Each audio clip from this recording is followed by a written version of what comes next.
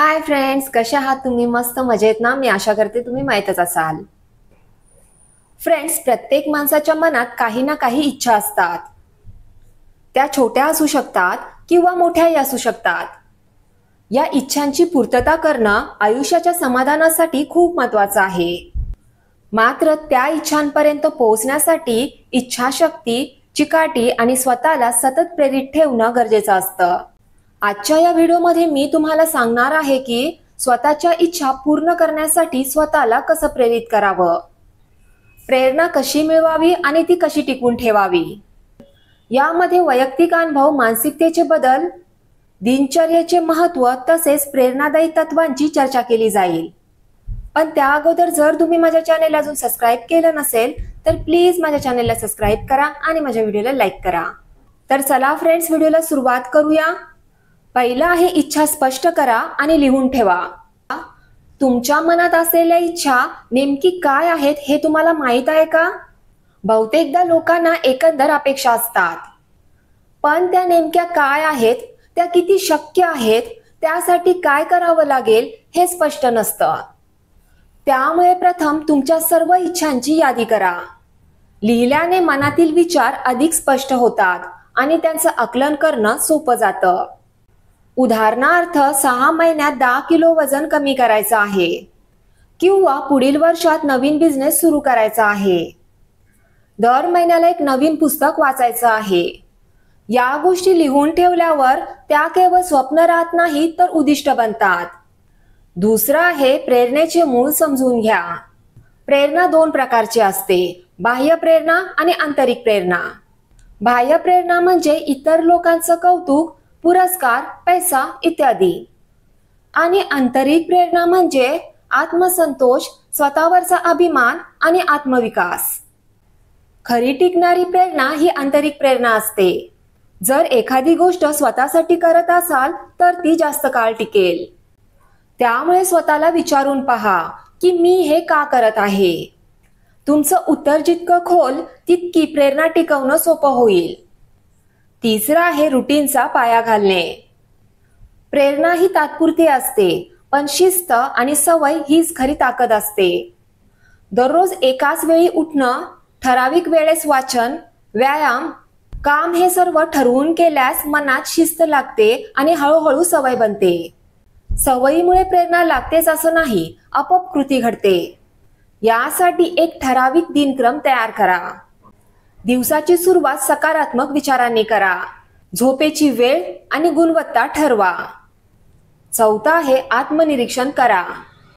दर आठवड्याला एकदा वेळ काढून स्वतःच्या प्रगतीचा आढावा घ्या. मी माझ्या उद्दिष्टांपाशी कितपत पोहोचलो आहे, काय अडथळे आले, मी काय नवीन शिकलो. हे प्रश्न स्वतःला विचारल्याने दिशा बदलण्याची वेळ आल्यास ती लवकर समजते आणि प्रेरणा पुन्हा जागृत होते. पाचवं आहे लहान यशाचं कौतुक करा. मोठं यश मिळेपर्यंत वाट पाहू नका.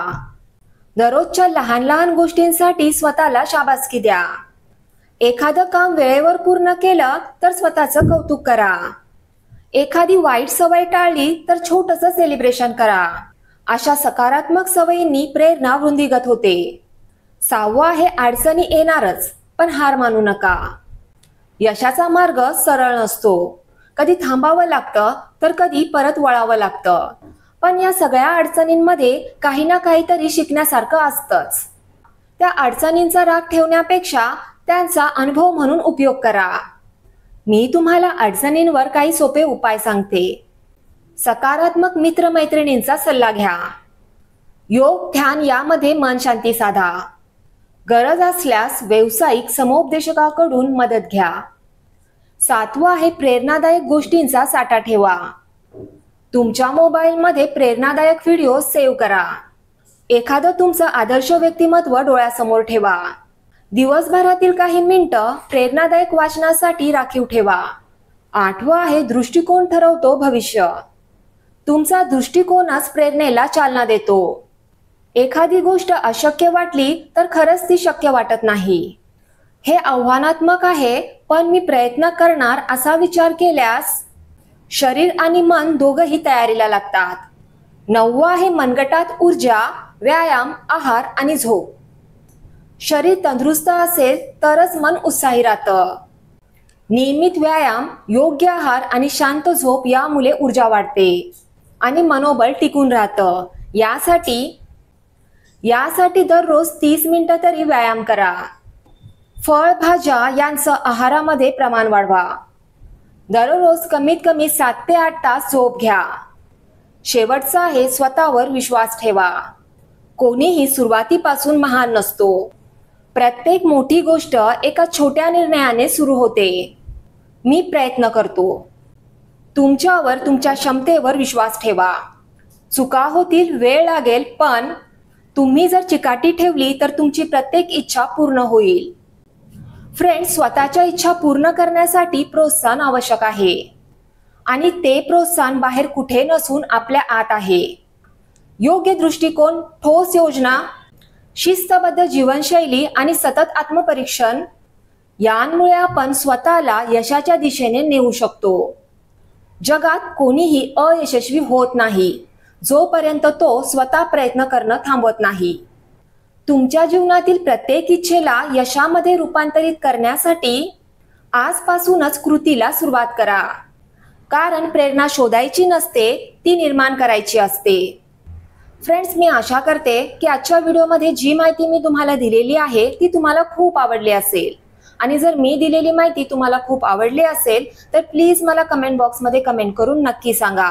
माझा हा व्हिडिओ तुमच्या फ्रेंड्स सोबत, रिलेटिव्ह सोबत शेअर करा. आणि जाता जाता माझ्या चॅनेलला सबस्क्राईब करायला आणि माझ्या व्हिडिओला लाईक करायला विसरू नका. थँक्यू. बाय.